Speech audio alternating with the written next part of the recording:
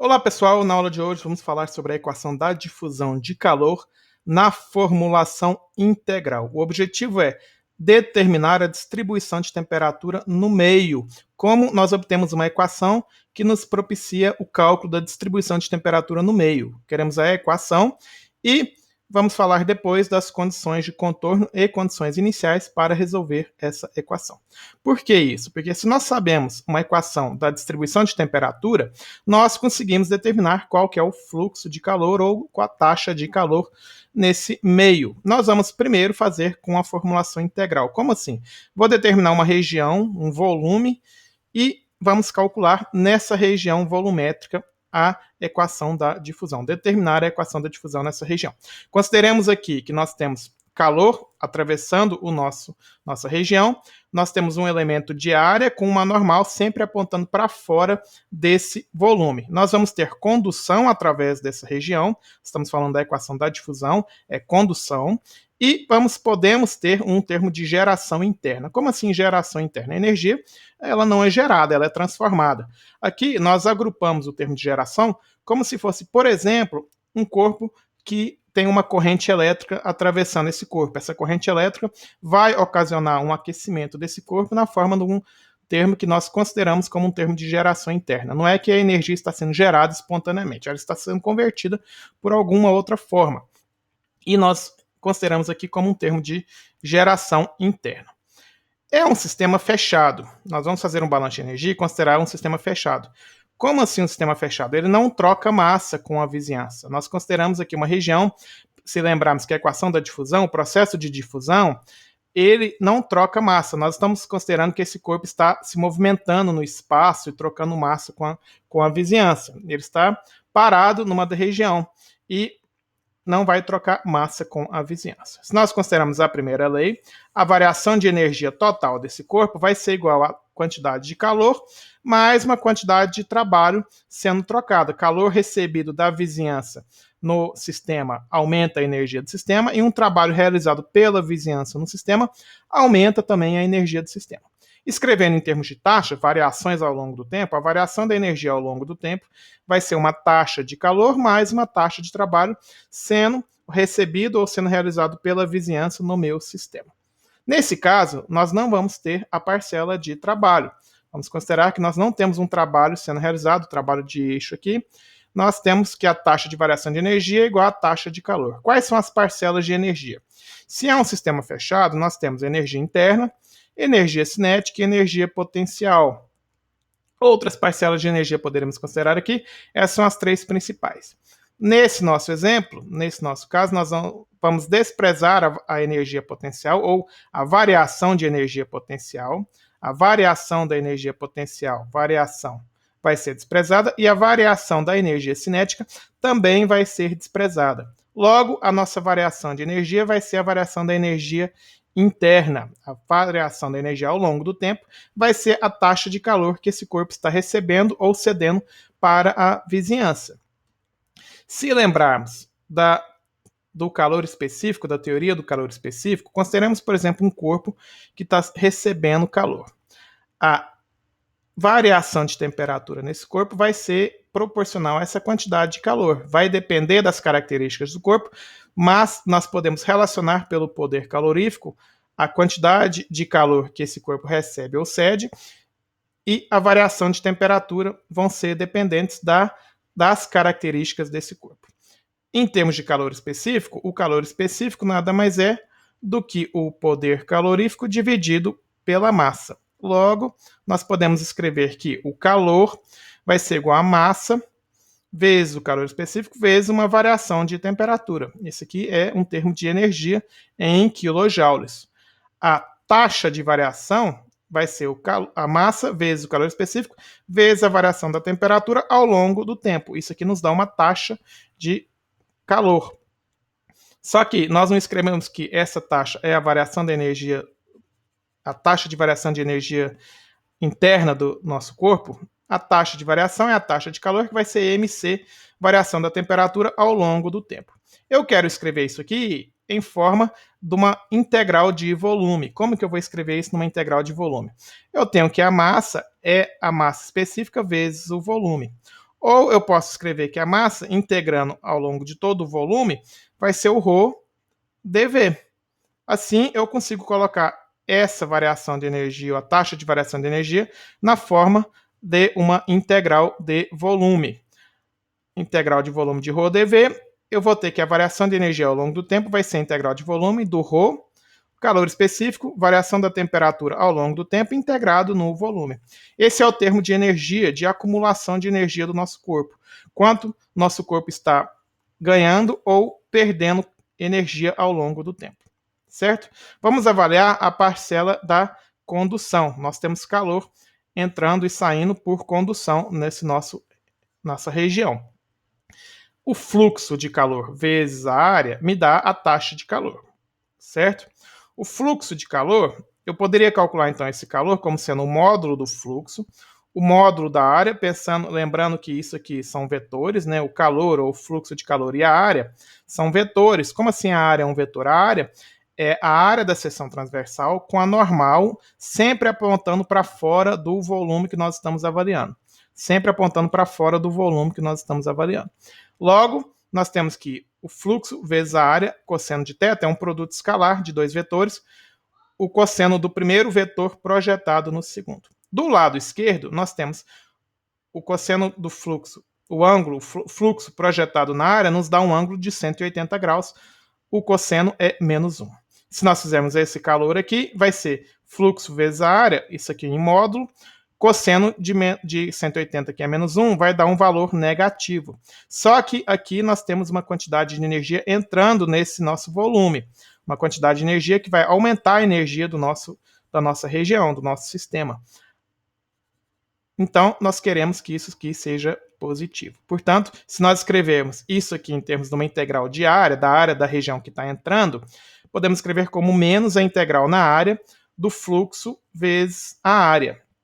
Porque esse produto aqui é um produto que vai dar negativo, com o sinal negativo aqui de fora, vai nos dar uma quantidade de calor positiva, que é o que está entrando no nosso volume.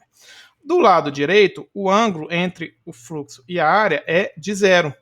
O cosseno é mais 1. Logo, essa conta é positiva, só que essa aqui é uma quantidade de calor que está saindo da nossa região. Está saindo, vai reduzir a energia do nosso sistema, no nosso caso aqui, que nós estamos considerando sem troca de massa.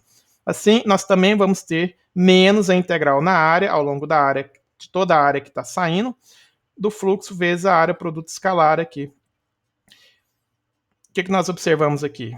Que tanto na entrada quanto na saída é menos a integral ao longo da área. Podemos integrar, então, ao longo de toda a área, menos a integral da área do fluxo vezes a elemento de área dA, vai nos dar a quantidade líquida de tudo que está entrando e tudo que está saindo do nosso volume, do nosso região aqui, do nosso sistema. Certo? Eu quero escrever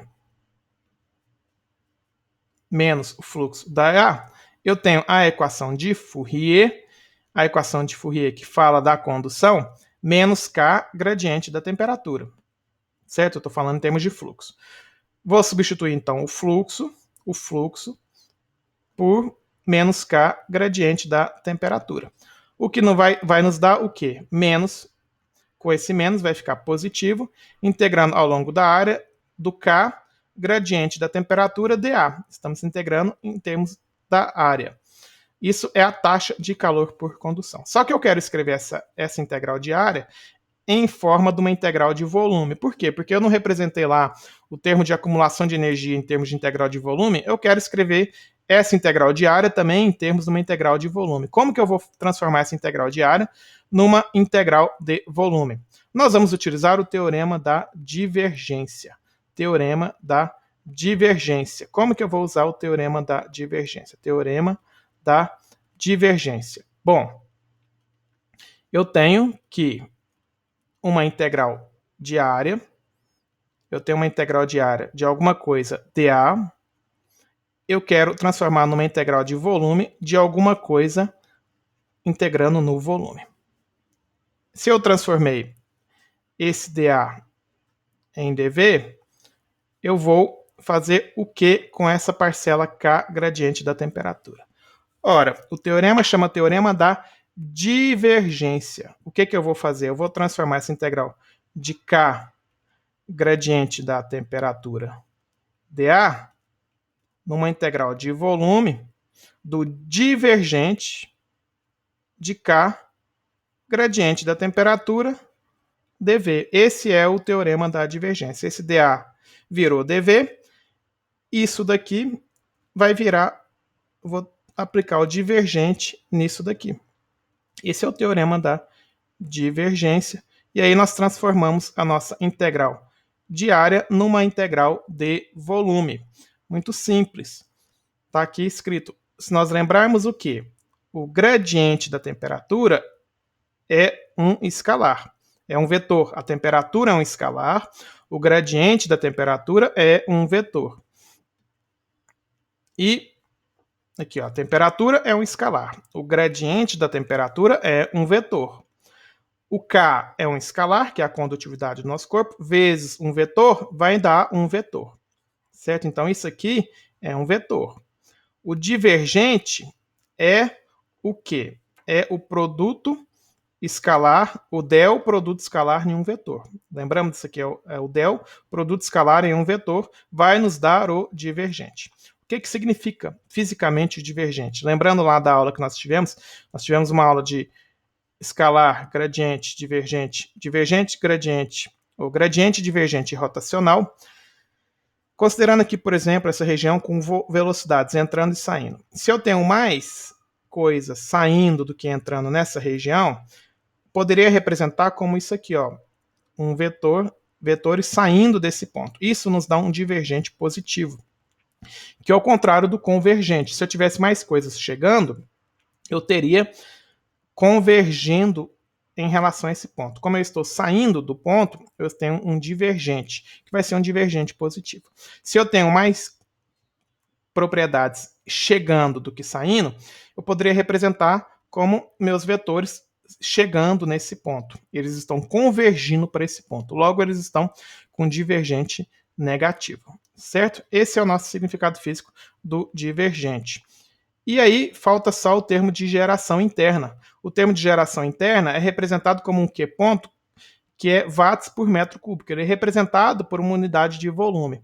Se eu quero fazer isso em relação ao volume total, bastaria multiplicar isso daqui, o termo de geração pelo volume, me daria a geração total no nosso volume que nós estamos considerando. Como eu quero escrever isso em relação ao integral de volume, vou fazer a integral no volume de dV vezes o termo de geração me dá o termo de geração total.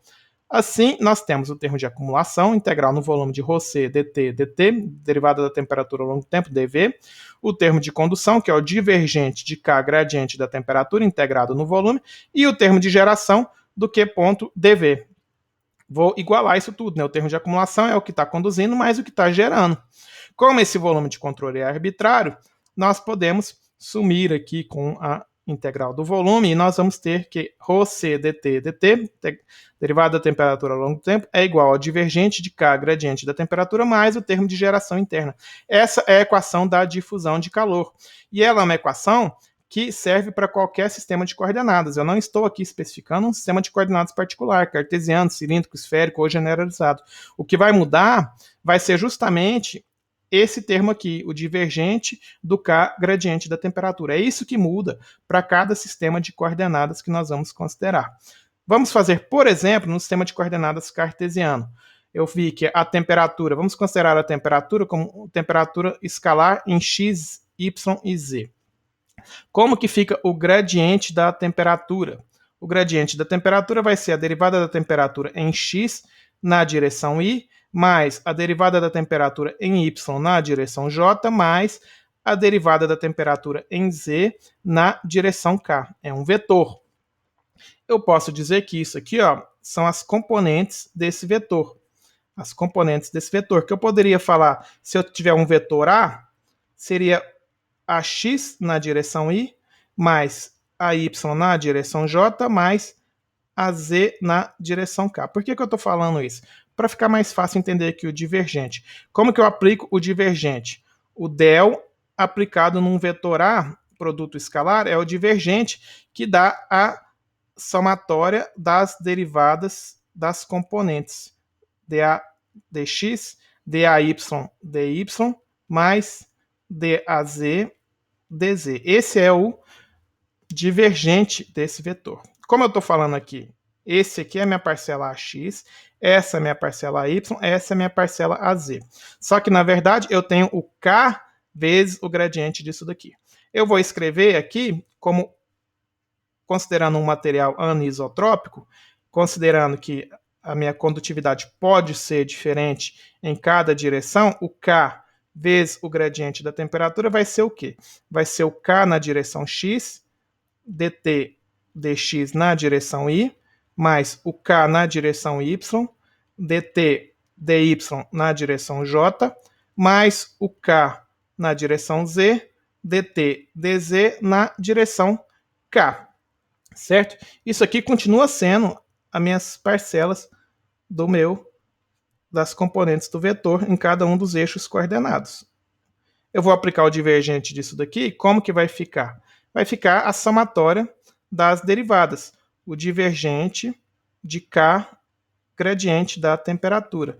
Divergente, isso aqui continua sendo um vetor K gradiente da temperatura, vai ser o quê? Vai ser a somatória das derivadas Kx, opa, isso aqui é um K, na direção dt dx, mais d dy, ky dt dy, mais d dz, kz dt dz.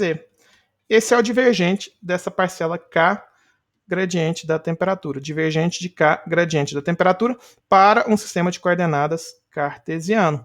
Daí eu tenho a minha equação da difusão em coordenadas cartesianas. ρCp, ρC ou Cp, derivada da temperatura ao longo do tempo, vai ser essa parcela, K dt dx mais K dt dy, eu vou copiar ela aqui, vai ser isso daqui, mais o termo de geração interna. Essa é a equação da difusão em sistema de coordenadas cartesiano.